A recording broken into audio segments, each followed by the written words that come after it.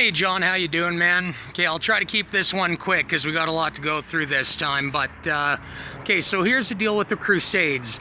I believe it was around the 11th century, with Europe being what it was at the time, and fairly largely Catholic for what it was.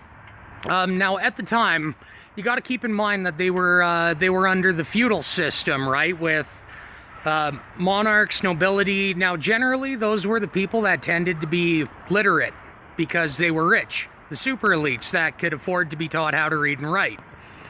Now, if you happened to be alive at the time, generally, you were more likely to be part of the serf class than the nobility. So, illiteracy was pretty rampant at the time. Now, other than the nobility and the monarchs, more the aristocratic class, the only other people that were literate were the clergy of the church. Now, with the spread of the Catholic Church by the 11th century, it was actually the closest thing to an organization that actually spanned most of Europe. And this is important because they... You know what, we'll get to that. In any case, though, after, I believe it was something... the Muslims from the Middle East had started going up into Europe and along the Spanish shoreline, and they'd started to do raids, and it had gotten more aggressive. Now, back then, that was when the Muslims waged their first jihad in an attempt to take over Europe. And they did conquer quite a lot of it, like 5/8. Now, keep in mind, in the 11th century, man, to conquer 5/8 of Europe is a huge land gain. I mean, we're talking like they made it damn near to France. Greece was conquered. Like, all of these old holy lands that had existed that were very important to these people at the time had been lost to Muslim siege and jihad. And all of that land was claimed by the Muslims, who then started to move up north into Europe, conquering lands, raping people, and waging their jihad. Now, this displaced, actually, I believe this was when the Jewish people were displaced out of Israel too. So this is the start of the Jewish-Palestinian conflict. Because the Crusades, or at least the whole point of them, was to reclaim the Holy Lands. So, taking that little bit of shit into account, it was not a matter of my God is better than your God. Far, far, far from it. It was that the Jews had been kicked out of Judea and driven north into Europe, which would subsequently end up land them there for, World War II and the genocide.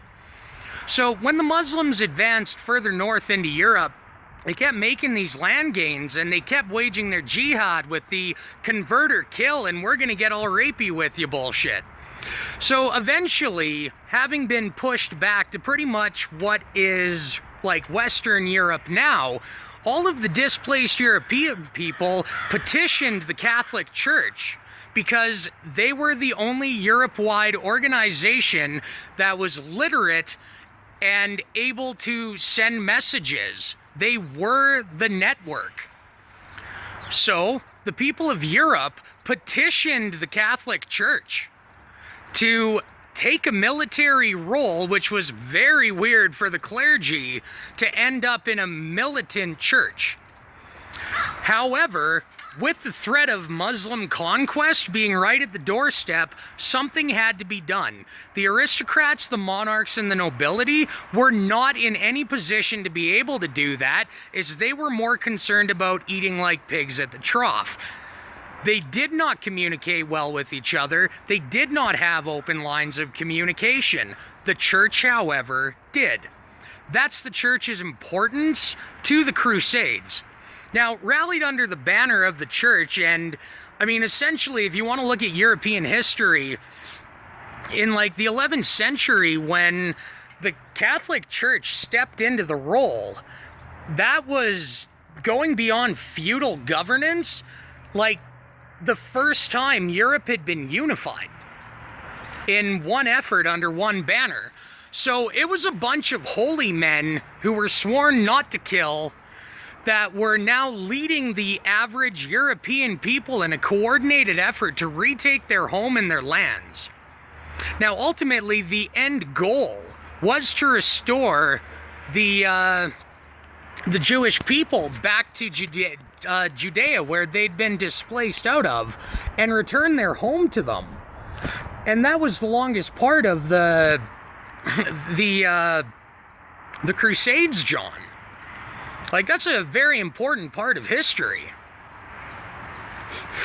Now, I mean, yes, all the way up and through to, like, the Middle Ages, Dark Ages, the church did hang on to its governmental power, but as Europe started to move away from the feudal system, and if not feudal, monarchistic system, as they moved away from that, that was when they started to separate the church and the state and take the power of governance away from the church. They'd given it to, like, well, fuck, long before.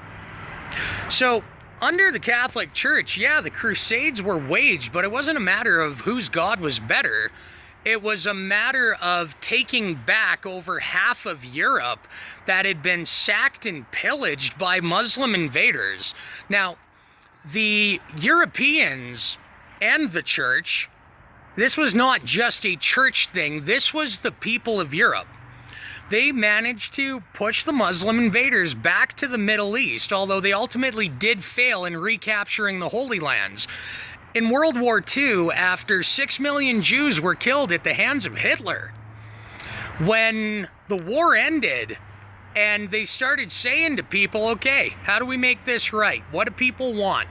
France wanted reparations from Germany. That didn't get paid off till like 2011, 2012 or something. I could be wrong, but I know it was after the turn of the millennium. All the Jewish people said was, we want the home we were chased out of before the Crusades back.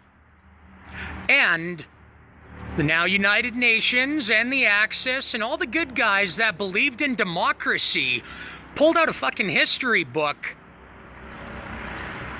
and went, yeah, that makes sense. Because you guys got displaced from your homes, chased all the way across a continent, finally got settled in just to have some other cunt try to fucking kill all of you. So, no, John, the Crusades were not as religiously motivated as you think. They weren't even politically motivated. In fact, had the church not stepped into the role at the behest of countless thousands of displaced European and Jewish people, the Muslims, the next thing they would have conquered, I believe, when the pushback started, I believe they were getting pretty close to France.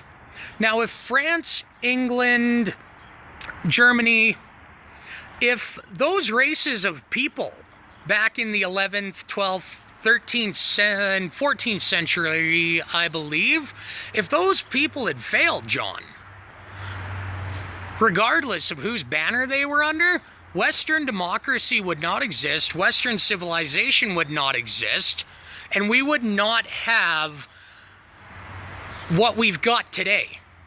It would have been lost before any of us were even imagined. That's what the Crusades were about, John. Very little to do with religion. It was that the church was the only institution capable of coordinating an effort across the scattered denizens of displaced Europeans. So, think about that one for a bit, John.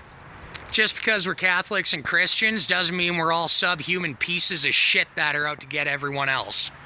Because, last I checked, us Catholics and Christians being willing to go and fucking die for other people is what saved the future of Western civilization.